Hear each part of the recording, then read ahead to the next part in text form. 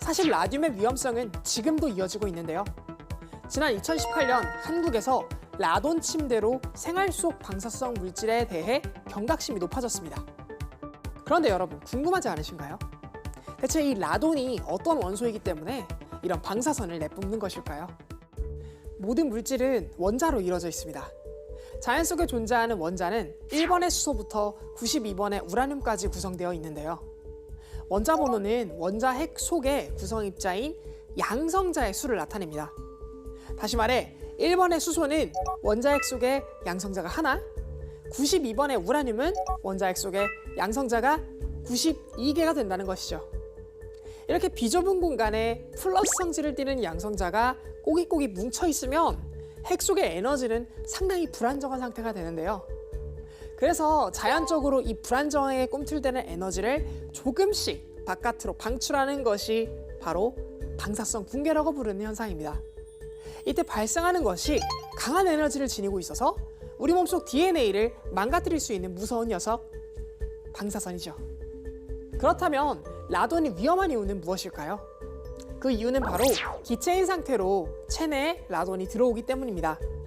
들숨을 통해 폐 속으로 들어온 라돈 기체의 대부분은 날숨으로 빠져나가겠지만 이들 중 몇몇이 폐포 내에 흡착해 앞서 이야기한 방사성 붕괴를 하면서 지속해서 방사선을 내뿜게 되는 것이죠. 이렇게 되면 폐 속 세포들이 망가져 낮은 확률로 폐암을 발생시킬 수도 있습니다. 그렇기 때문에 밀폐된 실내에서 기체 상태의 라돈이 계속 쌓일 경우 문제를 일으킬 수 있습니다. 유레카!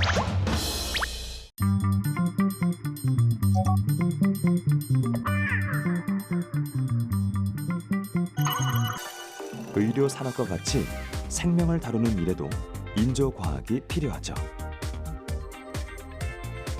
이곳은 환자를 치료하는 의료진들을 위해 인체 장기 모형을 제작하고 있는데요. 환자들의 질병의 부위를 직관적으로 확인하고 이를 통해 모의 수술이 가능하도록 인체 해부학 모형을 만드는 겁니다. 환자의 치료를 위해선 병변 위치를 파악하는 것이 중요한데요. 이때 눈으로 직접 확인하는 것만큼 정확한 건 없을 겁니다. 병원에선 이를 위해 컴퓨터 단층 촬영이나 자기 공명 영상을 통해 신체의 내부 상태를 살피게 되는데요.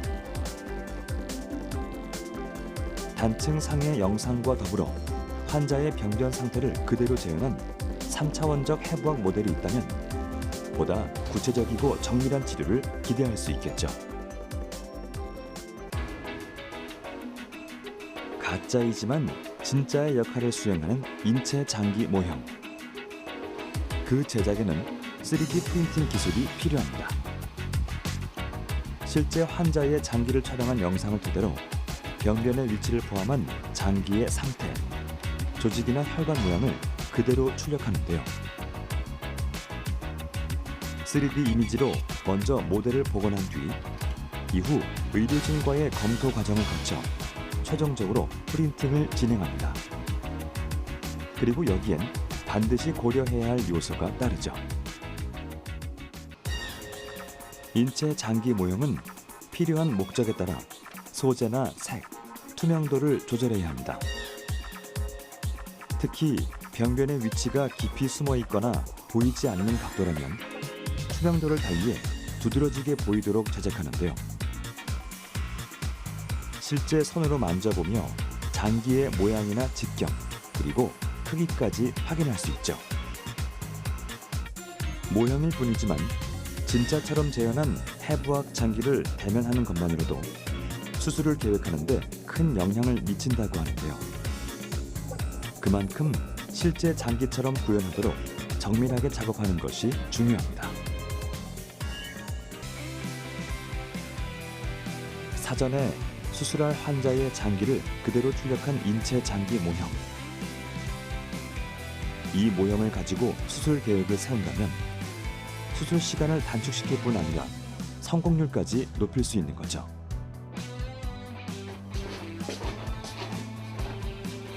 인체 장기 모형이 의료진들에게 중요한 이유는 또 있습니다. 바로 소재를 다르게 선정함으로써 실제 시뮬레이터가 가능하다는 건데요. 이 말은 즉 인체 장기 모형으로 미리 모의 수술을 해볼 수 있다는 의미입니다. 마치 사람의 장기와 비슷한 질감을 내도록 말랑한 소재로 출력된 장기는 의료진의 수술 훈련용으로 사용됩니다. 진짜 수술을 집도하듯 보다 실제처럼 실습할 수 있죠. 인체 장기 모형은 실제와 꼭 닮은 인공의 형태로 사람을 치료하고 또 살리는 데 필요한 수단이 되고 있습니다. 비록 진짜는 아니지만 진짜보다 필요한 기술이 되어 우리가 사는 현실에 도움이 되고 있다는 것만은 분명한 사실이죠. 유레카!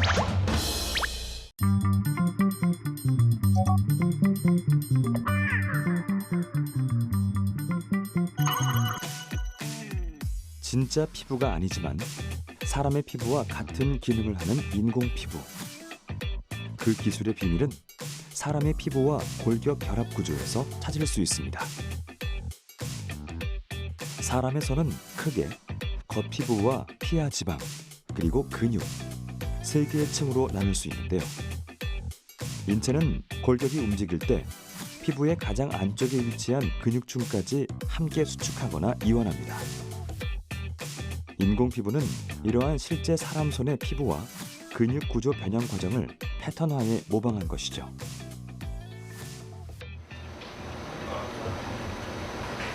쉽게 말해 사람의 손이 움직일 때 반응하는 피부의 메커니즘을 기술적으로 따라한 건데요. 각 층의 역할에 따른 기능을 수행할 수 있도록 인공 피부도 똑같이 층을 나눈 겁니다. 겉피부는 아주 얇고 부드러운 실리콘 층이 대신하고요. 피하 지방층은 다공성의 라텍스. 근육층은 겉피부보다 두껍고 단단한 물성의 실리콘 층이 대신하죠. 피부층과 근육층을 만드는 데 필요한 소재는 탄성이 뛰어난 실리콘입니다. 물체가 미끄러지지 않도록 하는데요. 각 피부층의 특성에 맞게 강성을 달리해야 하기 때문에 성분에 따른 실리콘의 혼합 비율이 중요하다고 합니다. 3층 구조의 인공 피부는 사람의 피부와 가장 유사한 물성을 통해 손의 기능을 따라하는데요. 물체가 미끄러지지 않게 잡아주는 겉피부층과 물체를 안정적으로 받쳐주는 근육층, 그리고 그 사이에 가장 핵심 소재인 피하 지방층이 자리합니다.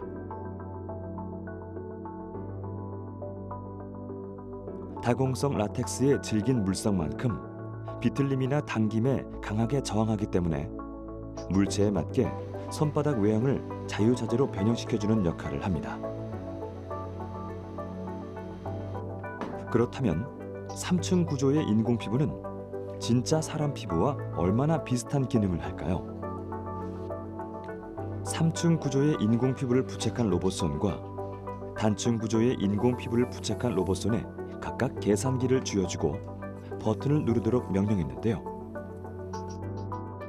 단층 구조의 피부는 로봇손의 골격이 움직이자 계산기가 미끄러지면서 결국 떨어뜨리고 맙니다. 반면 3층 구조의 인공 피부는 계산기를 잡은 힘에 따라 손바닥이 변형되면서 안정적으로 받치고 있는 걸 확인할 수 있죠. 실제로 인공 피부는 조작성과 안정성 두 가지 지표를 통해 기능을 평가할 수 있는데요. 인공 피부 조직은 너무 말랑하면 잡기는 쉽지만 물건을 다루는 조작성이 떨어집니다. 반대로 너무 딱딱하면 조작은 쉽지만 물체를 잡는 안정성이 떨어지는데요. 3층 구조의 인공 피부는 실리콘과 라텍스의 물성을 통해 이 두 가지 기능을 모두 향상시킨 겁니다. 진짜가 아닌 가짜 피부가 진짜를 대신할 수 있는 걸 증명한 셈이죠. 유레카!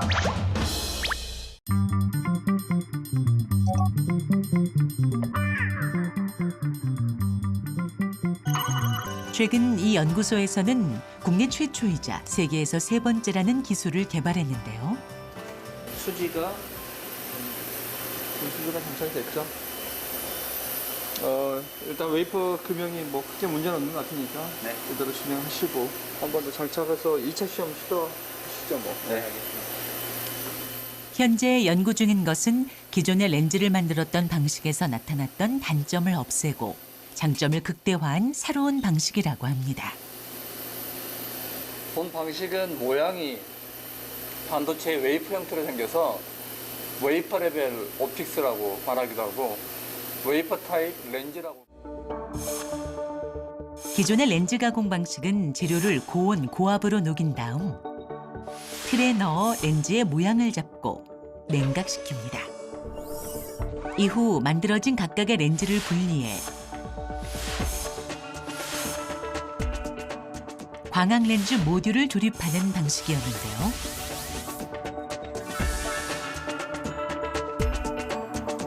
지난 2019년 최주연 박사가 성공한 이 렌즈 가공 방식은 국내 최초이자 전 세계에서 세 번째로 개발한 기술이라는데요. 차세대 렌즈 가공 방식은 이렇습니다. 큰 원판처럼 생긴 금형에 렌즈가 될 소재를 주입하고 마치 붕어빵 찍어내듯 렌즈 소재를 위아래로 눌러 모양을 만듭니다. 이후 자외선으로 렌즈를 단단하게 굳히는데요. 완성된 웨이퍼에는 직경 2mm 이내에 수백 개의 렌즈가 동시에 모아집니다. 이렇게 완성된 웨이퍼를 정렬해 한 층씩 쌓아 올려 검은 잉크로 조리개 형상을 만든 뒤 레이저로 잘라내 각각 개별화시키면 광학 렌즈 모듈이 탄생합니다.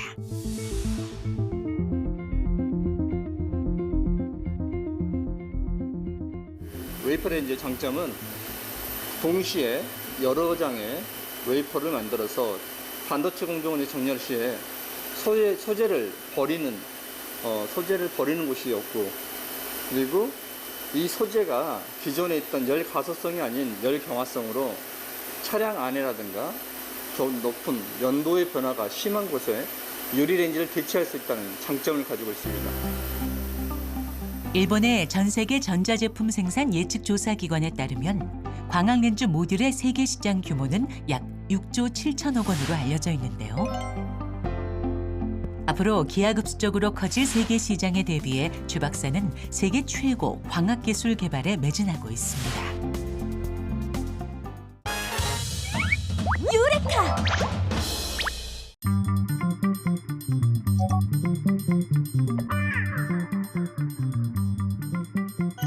이건 탑차? 여기 어떤 친환경 기술이 있다는 걸까? 기존 냉동 탑차는 디젤 엔진을 이용해서 저기 위에 보이는 냉동기를 가동하는데 이 차는 전기 에너지를 이용하고 있어요. 그래서 친환경 냉동 탑차라고 할 수 있습니다. 지금 차를 보시면 차는 지금 시동이 걸려져 있지 않습니다. 내부를 살펴보는데 기술자의 말대로 정말 시동이 걸려 있지 않다. 그리고 이번엔 뒷칸을 살펴보기로 했는데 지금 안에 온도를 보시면 지금 영하로 지금 현재 떨어져 있는 상태로 보실 수 있거든요. 차의 시동이 걸려 있지 않지만 뒷칸의 온도는 약 영하 4도. 전기를 이용해서 냉동 탑차를 가동하기 때문에 저희가 무시동 상태에서도 냉동기를 가동할 수 있는 게 저희 핵심 기술입니다. 목표 온도까지 도달하는 시간을 비교해도 전기 냉동 탑차가 훨씬 빨랐다. 그렇다면 전기를 사용하는 친환경 냉동 탑차는 어떻게 만들어질까? 여기가 저희들 냉동 탑차 만드는 곳입니다. 탑차를 만드는 과정은 일반 탑차와 크게 다르지 않는데 판넬을 제작하고 차량에 맞게 부착해주면 된다. 냉기 차단 효과를 잘 체크. 일반 냉동 탑차와 외형 만드는 거는 비슷한데 이제부터 한 가지 더 외양이 더 추가가 되게 됩니다. 그것이 바로 이것입니다. 이 거대한 것은 무엇? 중요한 역할을 하나 본데 이 배터리가 들어가야 냉동 탑차의 역할을 제대로 한다는 사실. 이 배터리를 조종하는 것이 바로 에너지 저장 장치 ESS 시스템이라고 하는데 이 보드가 메인 컨트롤러 보드입니다. 이제 배터리랑 통신도 하고요. 그다음에 자동차용 급속 충전기랑도 이제 충전될 수 있게 해주고요. 인버터를 제어해서 그 냉동기에 안정적으로 전원을 공급해 줍니다. ESS 시스템 전체를 제어하는 컨트롤러, 그리고 배터리팩, 인버터 등 각각 주요 기능이 탑재된 부품들을 조립. 그렇다면 충전은 어떻게 할까? 국내 전기자동차 표준으로 만들었기 때문에 전국에 있는 전기자동차의 급속 충전기를 이용해서 충전을 하실 수 있습니다. 배터리와 제어 시스템까지 설치 완료되면 냉동탑 완성! 차의 크기에 맞게 부착하면 된다. 그런데 아직 중요한 작업이 하나 더 남아있다. 이건 무슨 작업이에요? 예, 지금 냉동기를 달고 있습니다. 여기 보이시는 컴프레셔는 밀폐형 컴프레셔로 모터랑 컴프레셔가 함께 하나로 되어 있는 타입입니다. 일반 냉동 탑차의 경우 차 엔진과 냉동기가 함께 붙어 있어 시동이 꺼지면 냉동기도 함께 꺼지지만 전기 냉동 탑차는 냉동기가 따로 분리되어 있기 때문에 시동이 꺼져도 계속 돌아간다는 사실. 에너지 저장 장치에서 전기 에너지를 받아서 도는 타입이라서 무시동 상태에서도 그 냉동기 가동이 가능합니다. 에너지 저장 장치 시스템으로 무시동 상태에서도 냉동탑 내부 온도를 영하 20도에서 영하 10도까지 설정하고 유지할 수 있다고. 출고 전 다양한 환경에서의 냉장 냉동 테스트는 물론 공인 시험 기간인 자동차 융합기술원에서 기존 방식 대비 온실가스가 34% 이상 저감되고 연비가 52% 이상 개선되는 성능 또한 입증받았다. 유레카!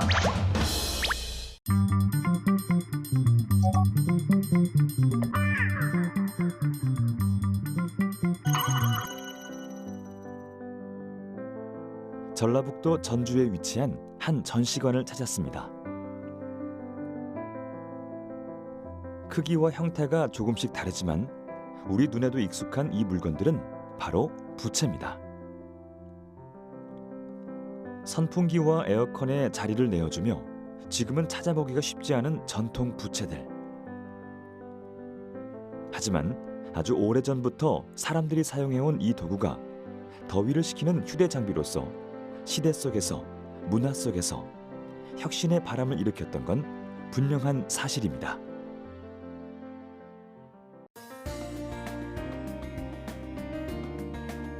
부채라는 이름은 순수한 우리말입니다. 한자로는 선자라고 하죠.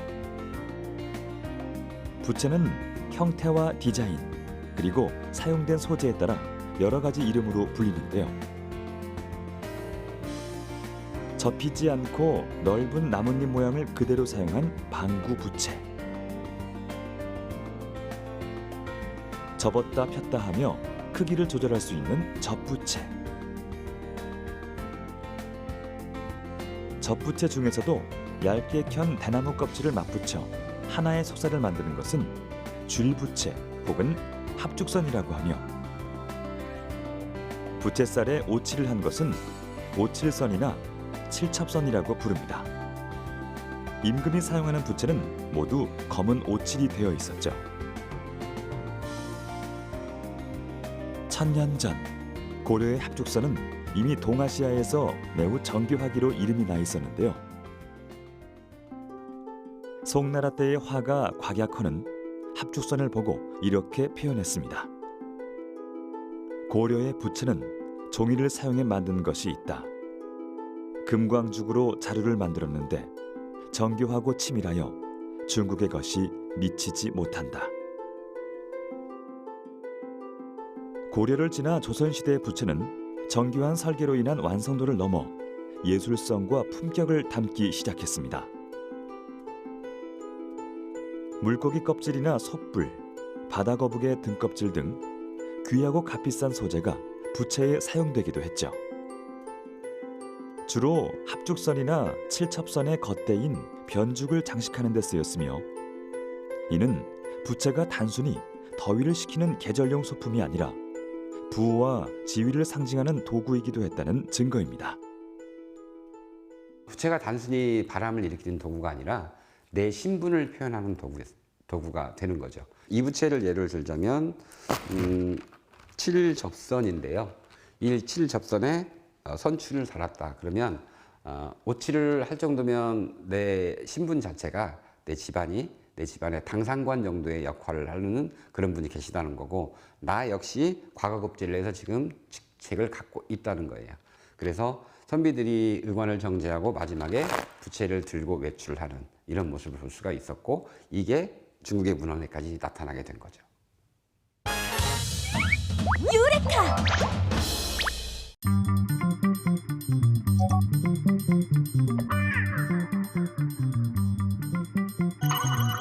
난간 때는 할머니들의 지팡이 높이가 손잡이 높이라고 생각하면 되는 거지. 이 정도.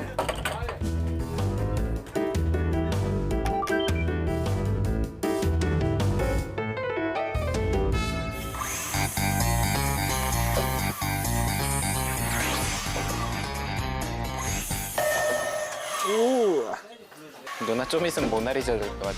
왜? 법이 뭐. 아 진짜? 놀랐어? 놀랐어?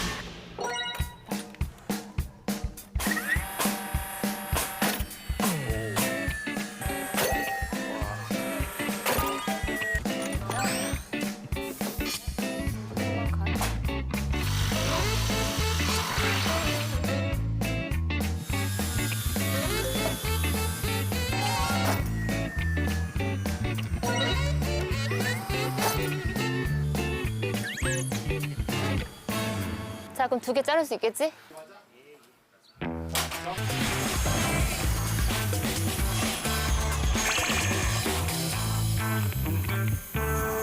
할만하지? 재밌죠? 재밌지? 네. 옳다. 오케이. 오구오구 잘했다. 자, 그러면 네. 내가 구멍을 내놓을 테니까 피스를 박으면서 따라와줘요.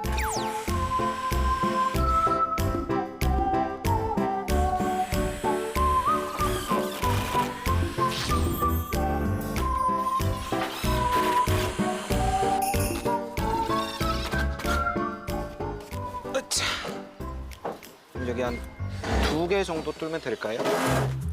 이쪽에 하나, 그리고 이쪽에서 여기 하나. 이렇게도 뚫을 수 있네요. 오, 그럼요.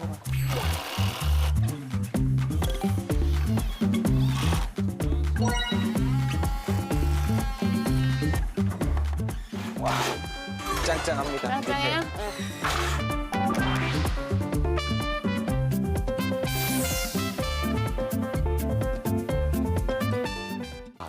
너무 좋다. 아, 회장님, 와. 야, 감사합니다. 할머니가 붙잡고 하고 너무 잘하셨네. 아, 이것도 맺긴 오고. 네. 유레카!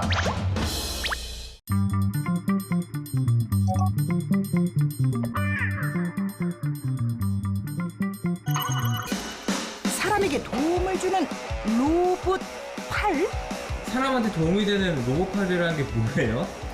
예, 사고로 손이나 팔을 잃은 분들을 위한 로봇팔이고요. 이게 저희가 만드는 전자의수입니다.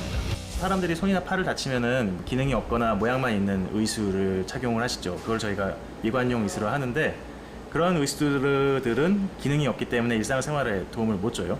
근데 이런 전동식 전자의수라는 거는 안에 회로와 모터와 센서가 있어서 사람이 원하는 작업을 할 수 있게 도와주죠.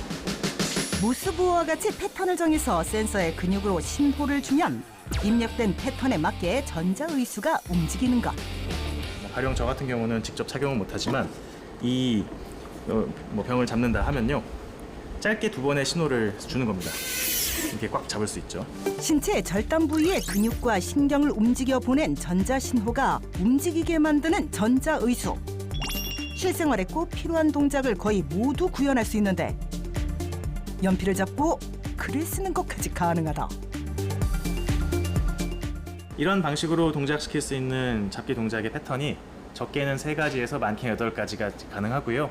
사람의 절단 부위에 따라 다르고 제품마다 조금씩 다릅니다만 어쨌든 잡기 동작의 개수보다는 사실 어떤 물체를 어떻게 파지하느냐가 더 중요해서 다양한 물건을 다양하게 잡을 수가 있게 되는 거죠. 의수 제작의 첫 단계, 3D를 이용한 전자의수의 설계 작업. 사람마다 팔 두께나 뼈 상태 모양이 다 다르기 때문에 모양에 맞춰 설계하는 게 중요하다고. 이런 3D 스캐너를 가지고 360도 스캔을 해요. 그러면 이제 스캔된 이미지를 우리가 얻을 수가 있고 그걸 컴퓨터로 불러오죠. 그 다음에는 여기 모니터에 있는 것처럼 팔의 길이나 방향이나 각도 같은 걸 맞춰서 이제 스캔 데이터를 불러놓고 그 다음에 이제 팔의 형상에 맞아 떨어지는 맞춤형 설계라는 걸 하는 거죠. 의수 설계가 끝나면 3D 프린터를 활용하는 기술자. 기존 전자의수의 경우 개당 수천만 원, 제작 기간도 길게는 3, 4주가량 걸리는 단점을 3D 프린터를 활용해 제작 시간과 비용을 30분의 1 수준으로 낮췄다. 사람마다 다른 형태의 손이나 팔의 형상에 맞춤 제작이 용이한 것. 그것 때문에 3D 프린터를 쓰면은 이런 식의 개인 맞춤형 의수나 이런 제작이 아주 용이하죠. 실제 사람의 손이 움직이는 관절의 구조까지 생각해 만들어야 하기 때문에 들어가는 부품의 수만 100여 가지 이상. 손 모양뿐만 아니라 악력을 구현하기 위해서 꼭 필요한 것들이 있단다. 60kg을 버티는 나일론 합사입니다. 그래서 이걸 당김으로써 손가락이 이렇게 순차적으로 구부러지죠. 물건을 잘 잡으려면은 이렇게 주먹 쥐는 순서가 아니라 감싸 안는 순서로 손가락이 구부러져야 돼요. 그게 이제 이 손가락에게 구현이 돼 있는 거예요. 손가락이 완성되면 각 손가락마다 모터를 장착. 반영구 근전도 센서를 통해 개별 동작 제어가 가능하게 된다. 근육에 흐르는 미세한 전류를 전자신호로 바꿔주는 센서의 테스트가 끝나면 이제 미간까지 고려해 마무리하는데.